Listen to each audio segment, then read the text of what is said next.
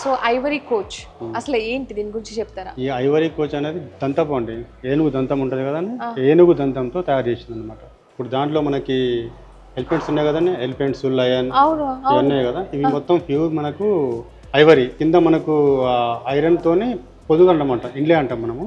ఈ పొదుగులు అన్నమాట, అవి ఐరన్ పొదుగులు అవి. అయితే ఇది మొత్తం మెటల్ అన్నమాట, మనకి వుడెన్ ఉంటుంది దీంట్లో. మనకి రాజస్థాన్ భరత్పుర రాజు వచ్చేసి మనకి ప్రధానమంత్రి మన రాష్ట్రపతి గారికి ఇస్తారనమాట. రాష్ట్రపతి గారికి ఇస్తే ఆ రాష్ట్రపతి గారి నుంచి మనకు సాల్జంగా తీసుకున్నారు. 1958 అండి. 58లో రాజేంద్ర ప్రసాద్ గారు ఉన్నారు కదా, మొదటి రాష్ట్రపతి గారు, వారి నుంచి సాల్జంగ్ మ్యూజియం వస్తుంది మనకు. ఇందులో విశేషం ఏంటంటే మనకి లివర్స్ ఉంటాయి కదా వెనకాల, మనకు బ్రేక్స్ వేయడానికి అనువుగా ఉంటుంది వెనకాల. చూడండి వెనకాల లివర్స్ ఉంటుంది బ్రేక్స్ వేయడానికి. ఇక్కడ చూడండి పెడల్స్ చూసారు అక్కడ. ఇది మనకి గుంటలు అవి ఇవి వచ్చినప్పుడు సస్పెన్షన్ లాగా ఉంటుంది మనకు. ఇప్పుడున్నట్టు రోడ్లు అప్పుడు లేవు కదండి, దానికి అనమాట. అది గుంటలు ఉన్నా లేకున్నా కూడా స్మూత్ వెళ్ళిపోతుంది బండి, గుర్ర బగ్గి. బగ్గి కండిషన్ మంచిగా ఉంటే అట్లనే పెడతారు. ఒకవేళ కండిషన్ ఏదైనా బ్లాక్ కలర్ కానీ రావడం కానీ ఏదైనా చింగిపోవడం కానీ అప్పుడు ఉన్నప్పుడు ల్యాబ్కి తీసుకెళ్ళి మళ్ళీ తీసుకొస్తారు. సో ఇప్పుడు మ్యూజియం లో మనం చూసే ప్రతి ఒక్క వస్తువు అంతేనా? దానికి అంటే ఇన్ని ఇయర్స్ ఉన్నాయంటే అంత చక్కగా వాటికి ఏదో ఒకటి అంటే కెమికల్ ల్యాబ్ కి తీసుకెళ్ళి. ఓకే, సరే సరే. మనం ఇప్పుడు సైదుల్ గారు ఎక్కడికి వెళ్తున్నాం? నెక్స్ట్ ఐవరీ గ్యాలరీ ఉంటుందండి, ముందు వాకింగ్ స్టిక్స్ ఉంటుంది, మొత్తం ఐవరీ గ్యాలరీ ఉందండి. ఓకే, సో మనం వెళ్దాం, ఐవరీ గ్యాలరీకి వెళ్దాము. ఓ మై గాడ్, ఈ చైర్స్ అన్ని కూడా ఐవరీతోనే చేశారంటే నమ్మలేకపోతున్నాను నేను ఇప్పటికీ. ఇంకా ఏమేమి ఉన్నాయో చెప్తారా? మనకు ఐవరీ గ్యాలరీలో ఇండియన్ కలెక్షన్స్, చైనా కలెక్షన్, జపానీ కలెక్షన్, మనకి ఇది ఫ్రాన్స్ కలెక్షన్ అండి. ఈ ఫ్రాన్స్ కలెక్షన్, ఈ చైర్స్ ఉన్నాయి కదండి, ఈ చైర్స్ వచ్చేసి ఈ లూయి 16 ఫ్రాన్స్ కింగ్, లూయి 16 నుంచి మనకు టిప్పు సుల్తాన్ ఉంది కదా కింగ్, ఆ టిప్పు సుల్తాన్కి గిఫ్ట్కి ఇస్తారు అనమాట. ఆ టిప్పు సుల్తాన్ నుంచి మనకు సాల్జంగ్ మ్యూజియం, మన సాల్జంగ్ అతను అక్విజిషన్ చేసుకుంటాం, ఆయన కలెక్షన్ తీసుకున్నాం అన్నమాట. సో ఇప్పుడు మనకి ఇక్కడ ఏమేమి చూడగలుగుతాం? మనకి ఆ స్పాట్స్ ఉన్నాయండి. అంటే ఇంట్లో మనకు డెకరేషన్ సంబంధించినటువంటి ఆబ్జెక్ట్స్ మొత్తం ఇక్కడ, అంటే ఎలిఫెంట్స్ కానీ ఫ్లోరా ఫౌనా రెండు ఉంటాయి అన్నమాట ఇందులో మనకి. అట్లా ఇందులో మనకు కలెక్షన్స్ డిఫరెంట్స్ ఉంటాయండి. ఒకటే ఇండియా కలెక్షన్ ఒకటే కాదు, ఇందులో చైనా, జపానీ, ఇండియా మూడు ఉంటాయి కలెక్షన్స్. మనం అక్కడ చూసింది రాజస్థాన్ ఒకటే ఐవరీ కోచ్ ఉంది కదా, అది ఇండియన్ కలెక్షన్. ఇక్కడ మిక్స్డ్ కలెక్షన్ అన్నమాట ఇక్కడ. అంటే ఇప్పుడు ఐవరీ అనేది అసలు దీంట్లో ఇన్ని కలెక్షన్స్ చూడడమే చాలా అమేజింగ్ అనిపిస్తుంది. అప్పుడు ఏంటి అసలు లీగలైజ్డ్ కాదు కదా, అంటే ఇప్పుడైతే చాలా మనం స్ట్రిక్ట్ గా ఇండిపెండెన్స్ తర్వాతనే అన్ని లీగలైజ్ అయ్యాయండి. ఇండిపెండెన్స్ లీగలైజ్ లేవేది ఉన్నట్టు ఆధారాలు అయితే లేవు మనకు. ఎలిఫెంట్స్ అంటే కామన్, అది కామన్ ఎలిమెంట్ అప్పుడు. ఇప్పుడు అంటే దంతా అది ఇది ఉండేది, అప్పుడు లేకుండా. సో ఒకసారి మనం ఎక్స్ప్లోర్ అవుదామా? ఓకే అండి, చూద్దాం.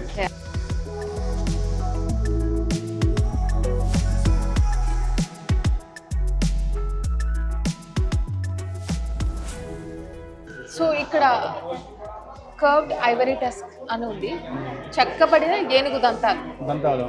ఓకే, సో దీని గురించి చెప్తారా?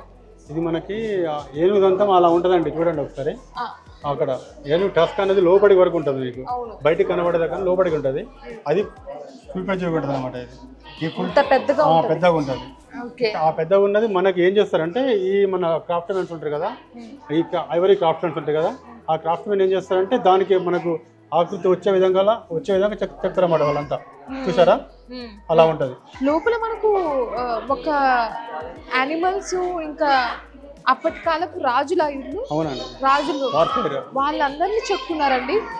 సో ఇదేంటిది? పెయింటెడ్ ఇండియన్ ఐవరీ, దాని మీద వాళ్ళ పెయింటింగ్ వర్క్ కూడా చూస్తున్నాం మనము. అది ఎనామిల్ పెయింట్ ఉంటుంది అన్నమాట. ఏం painting? Enamel painting. So already అంటే ఐవరీ వర్కే దీంట్లో మనకు డిఫరెంట్ గా సైనికులు అండ్ అలాగే రాజులు అండ్ అంటే రకరకాల బొమ్మల్ని చెక్కున్నారు. వాటిల్లో మనకు ఎనామల్ పెయింటింగ్ అనేది ఇక్కడ మనం చూస్తున్నాం ఈ బ్లాక్ లో. ఓకే, సో నెక్స్ట్ బ్లాక్ కూడా అంటే చక్కగా మనకు దేవతామూర్తులను కూడా చెక్కినట్టు అనిపిస్తూ ఉంది కదా.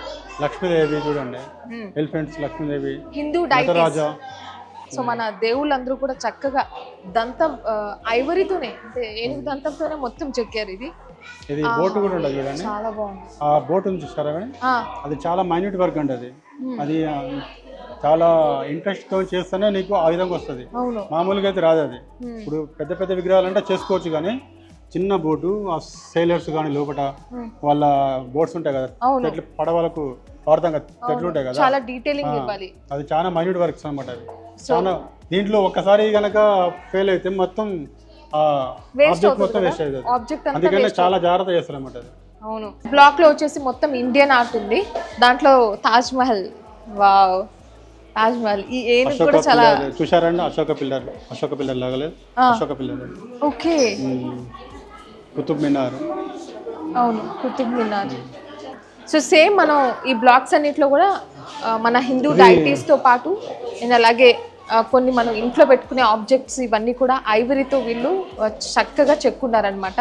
అప్పుడు ఉన్న యాక్టివిటీస్ యాక్చువల్లీ చెప్పాలంటే కదండి, అప్పుడు జరిగే యాక్టివిటీస్, ఈ పడవలో ప్రయాణం చేయడం కానీ, సైనికులతో వెళ్ళడం కానీ, అండ్ అప్పుడున్న ఎన్విరాన్మెంట్ మొత్తం కూడా వీళ్ళు ఐవరీతో చక్కగా చెక్కున్నారు. అండ్ ఒక్కొక్కటి అంటే ఒక్కొక్క దంతం మీద కూడా కొన్ని చెక్కడం జరిగింది. అండ్ ఇంపార్టెంట్ విషయం ఏం చెప్పారు మీరు, ఒక్క చిన్న మిస్టేక్ అయితే మాత్రం మొత్తం ఆ దంతం, ఏనుగు దంతమే వేస్ట్ అయిపోయేది అనమాట. సో ఎంత కాన్సన్ట్రేషన్, అసలు ఎంత క్రియేటివిటీ ఉంటుంది, అది నైపుణ్యం, అది వాళ్ళ యొక్క నైపుణ్యం మీద డిపెండ్ అయి ఉంటుంది. ఒక ఆబ్జెక్ట్ అనేది మనము మనసులో ఊహించుకున్న దానికి ఆ విధంగా రావడానికి దానికి నైపుణ్యం ఉంటే తప్ప రాదు. అది చూసారా దంతంలో అలా రావడానికి ఎంత వాళ్ళు గ్రౌండ్ వర్క్ చేస్తారా వస్తుంది మేడం కదా. అలా. Oh my god. ఇక్కడ చిన్న చిన్న స్నేక్స్ కూడా పెట్టారండి మధ్యలో. అసలు ఏది వదలలేదు. అంటే ప్రతి ఒక్క చిన్న మైనర్ థింగ్స్ అనొచ్చా, అవన్నీ కూడా ప్రెజెంట్ చేశారు ఇక్కడ. అమేజింగ్, అసలు అమేజింగ్. సో ఈ చెస్ బోర్డ్ చాలా స్పెషలే. అవునండి, మొత్తం రాజస్థాన్ అండి ఇది. రాజస్థాన్ చైనీస్, ఇందులో అది కూడా Ivory work, right? Indian Chinese రెండు ఉన్నాయి అందులో మనకి. సో అది వచ్చేసి మనకు ఏంటి, Chinese chess board. And this one is Rajasthan chess board. Wonderful అండి. నాకు ఇది ఐవరీ గ్యాలరీ సెషన్ అయితే సూపర్ గా నచ్చేసింది.